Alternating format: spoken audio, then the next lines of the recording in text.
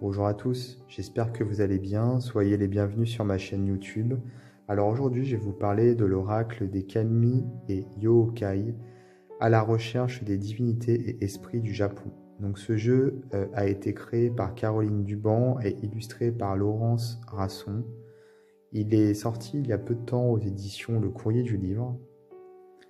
Alors moi j'aime beaucoup ce jeu, je le trouve très original. Il est composé de 52 cartes, il y a également un livre à l'intérieur, je vais vous montrer ça juste après.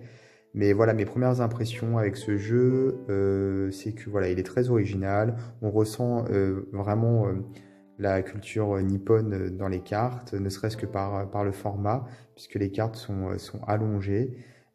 Ici au niveau de la boîte c'est pareil, j'aime beaucoup la bordure ici, je la trouve très classe. Effectivement, elle me fait tout de suite penser à la culture nippone, forcément. Moi, j'aime beaucoup tout ce qui touche au Japon. Je suis vraiment sensible à leur culture, à leur spiritualité et même au niveau de l'art japonais, je trouve ça vraiment magnifique. C'est une partie de l'Asie qui me plaît beaucoup, même si effectivement c'est un monde qui est totalement différent du nôtre par rapport à leurs coutumes, à leurs croyances. Et là, donc, ce jeu, c'est l'oracle des kami et yokai. Les kami, ce sont les dieux japonais, les dieux et les déesses. Et les yokai, ce sont les esprits. Et pour les japonais, il n'y a pas que les êtres vivants tels que nous les définissons, c'est-à-dire les animaux et les êtres humains qui sont dotés d'une âme. Pour les japonais, même les objets sont vivants. Donc c'est vraiment un monde différent finalement du nôtre au niveau de la spiritualité. Donc ce jeu, il y a énormément de recherches qui a été faite, vous allez le voir. Le livre est très complet, il y a beaucoup d'indications au niveau du folklore, au niveau des traditions.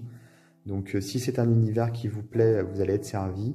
Et si vous ne connaissez pas trop, c'est pas grave justement, vous allez pouvoir découvrir grâce à la plume de Caroline Duban au niveau de son livre, puisqu'il y a énormément d'informations. Alors, comme je vous disais, les cartes, elles sont longues, vous voyez, au niveau du format. Donc je trouve qu'effectivement, ça fait vraiment japonais. Et au niveau de la petite pochette aussi, puisque c'est une petite pochette en coton, voilà la couleur, voilà, je trouve que ça fait vraiment effectivement japonais, j'aime bien. Alors pour le livre, on a tout d'abord une introduction où l'auteur nous explique comment elle a procédé pour créer ce jeu. Il y a effectivement beaucoup de dieux et d'esprits dans la tradition japonaise, donc c'est difficile finalement de faire un tri, de savoir qu'est-ce qu'on va intégrer au jeu ou non. Donc il a fallu faire un vrai travail de recherche très complet. On sent une maîtrise, on sent une passion aussi de la part de l'auteur pour le sujet, tout simplement. On sent qu'elle est passionnée par ça. Et donc voilà, donc il y a donc en plus ici des notes de lecture par rapport aux prononciations.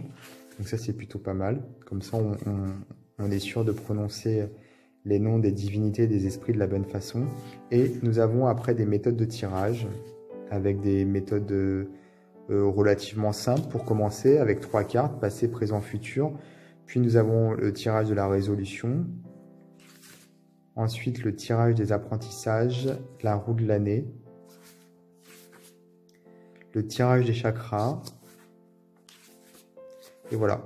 Et les significations des cartes. Alors ce que moi j'aime bien, c'est qu'on a toute une partie à gauche qui concerne justement la mythologie, le folklore, qui explique à quoi correspond la divinité ou l'esprit qui est représenté sur la carte. Et ici, nous avons un texte qui est orienté vers l'interprétation, donc que ce soit du développement personnel ou de la divination, puisqu'on peut faire les deux avec ce jeu.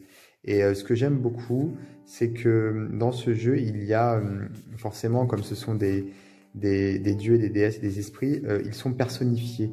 Donc on a des personnages et lors de tirage, on peut identifier facilement des personnes de notre entourage. Ou alors, si ça ne correspond pas à une personne, il y a forcément un trait de caractère du dieu ou de la déesse ou de l'esprit, ou même par rapport au texte qui est ici à droite, qui nous donne des pistes d'interprétation. Il y a forcément quelque chose qui va nous indiquer la situation dans laquelle on se trouve. Enfin, chaque carte ne représente pas forcément quelqu'un à proprement parler lors d'un tirage. Ça va pas représenter forcément quelqu'un que vous connaissez, mais c'est quelque chose qui est possible. Et moi, ça m'a un peu... Enfin, j'ai trouvé ça bien parce que quand j'ai fait des tirages avec, j'ai eu, en fonction de mon ressenti, je me suis dit, ah bah là, c'est vraiment telle personne, ça correspond vraiment à telle ou telle autre personne. Et puis d'autres cartes me parlaient plus d'une situation dans laquelle il fallait que, voilà, que j'évolue ou que j'avance. Donc voilà. Donc en fait, on peut vraiment, en fonction de son ressenti et du tirage, euh, euh, on peut attribuer une carte à une personne ou alors à une situation ou un événement. Donc voilà, on peut vraiment faire de la divination et du développement personnel avec ce jeu. Et j'aime beaucoup les illustrations dans le livre. Je le trouve vraiment beau en fait. Il est vraiment dans l'esprit effectivement de l'art japonais, vous voyez. C'est vraiment chouette. C'est sympa d'avoir proposé des illustrations en plus comme ça dans le livre. Vraiment, il y a un joli travail qui a été fait, hein, d'illustration et puis de recherche, hein. Vraiment, c'est très complet. Donc les cartes, les voici. Alors, il n'y a pas de cartes négatives. L'auteur dit qu'il y a des cartes positives et il y a des cartes qui sont là pour nous prévenir. Donc forcément, celles qui nous préviennent, elles nous préviennent de quelque chose d'un petit peu gênant, une situation qui peut être compliquée. Donc c'est pas négatif en soi, mais ces cartes nous avertissent en fait d'une situation. Effectivement, pour les Japonais, tout est transformation, tout est en perpétuelle mutation, c'est-à-dire on peut transformer les situations, l'avenir n'est pas figé, l'avenir peut évoluer, il n'est pas écrit, et quelqu'un de profondément mauvais peut se transformer et devenir bon grâce à l'expérience. Et de la même manière, quelqu'un qui est bon, malheureusement, peut devenir monstrueux au fur et à mesure du temps, voilà, par rapport à son expérience également. Donc c'est vraiment très intéressant puisque effectivement, c'est pas du coup des cartes négatives, c'est des cartes qui préviennent. Je trouve ça plutôt sympa d'avoir présenté les choses comme ça. Et certaines cartes sont très très belles. Celle-ci, par exemple, elle est très poétique, je trouve, puisque ce qui compose finalement la tunique du personnage, enfin du dieu, c'est l'univers derrière. On a l'impression qu'il est vraiment fondu avec les étoiles. Ici encore une carte qui est très poétique. Et donc on a dans le texte du livre des explications sur les origines du dieu ou de l'esprit. Et ça s'articule parfaitement avec la signification qui est attribuée à la carte. Alors moi, pour être un fan de manga, je suis vraiment ravi puisqu'on retrouve effectivement un univers qui est un peu un mix entre l'art du manga qui est, on va dire, actuel et en même temps l'art japonais qui est plus ancien. On a un peu un mélange des deux, je trouve, dans les illustrations.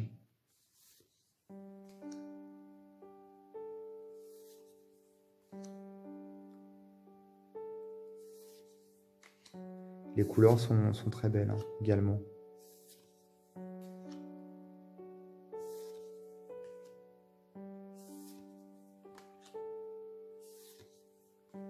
Celle-ci aussi, je la trouve très jolie.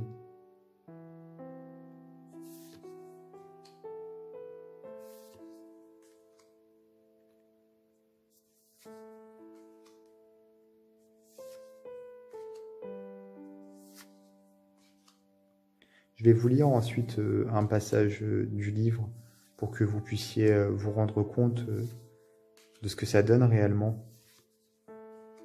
On va lire celle-ci, tiens, on va lire Yuki Onna.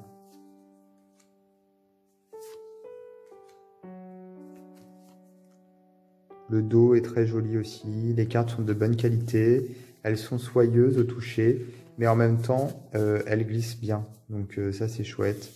On peut les manipuler relativement facilement. Parce que c'est vrai que des fois, on a des cartes qui sont très soyeuses et elles glissent pas du tout. Celle-ci, c'est pas le problème. Alors, j'avais dit que j'allais vous lire un passage dans le livre. On va donc regarder cette carte.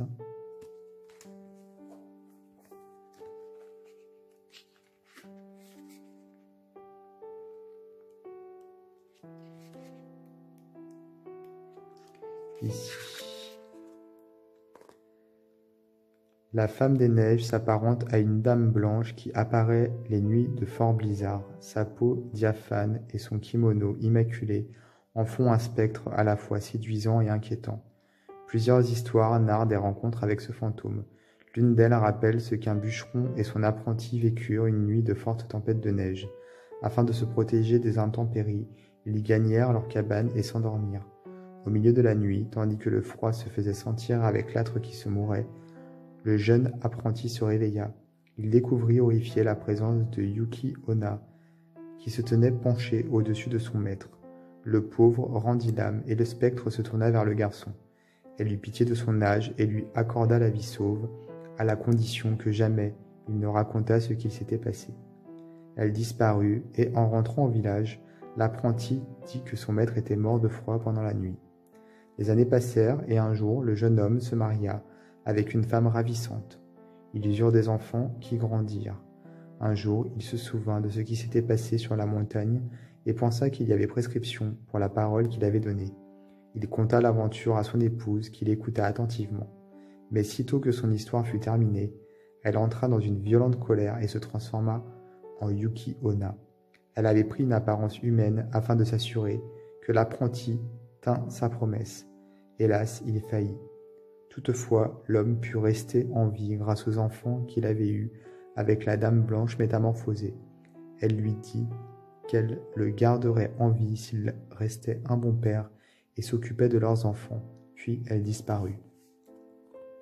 Cette légende marque l'importance d'une promesse accordée un jour et dont la force ne dépérit jamais.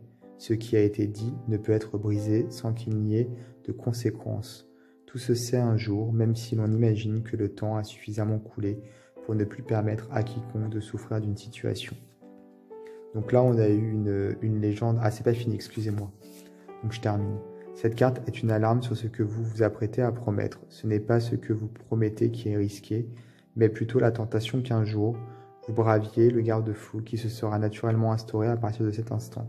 Ce qui sera dit ou fait sera valable ad vitam aeternam. Réfléchissez bien avant de vous engager, afin d'avoir la certitude de garder votre ligne de conduite. Votre parole et votre honneur s'entachent en rapport avec la question que vous posez. Cette lame n'est pas seulement axée sur le domaine sentimental. Donc là, on a une légende, comme je disais, qui a été racontée. C'est un peu une légende urbaine, un conte finalement. Et donc, on a ici ensuite la correspondance au niveau de la signification. Donc, cette carte qui nous indique de faire attention lorsque l'on s'engage. Il ne faut pas s'engager à la légère, que ce soit au niveau amoureux, au niveau professionnel. Par exemple, si on veut s'engager dans une activité particulière, il faut faire attention aussi au poids des mots. C'est une carte qui, pour moi, peut aussi vouloir dire que tout simplement, il va y avoir des choses qui vont être dévoilées peut-être aussi avec le temps. Peut-être que des choses vont se savoir et des vérités vont être dites. Donc voilà, comme vous pouvez le voir, c'est une carte qui peut vouloir dire pas mal de choses.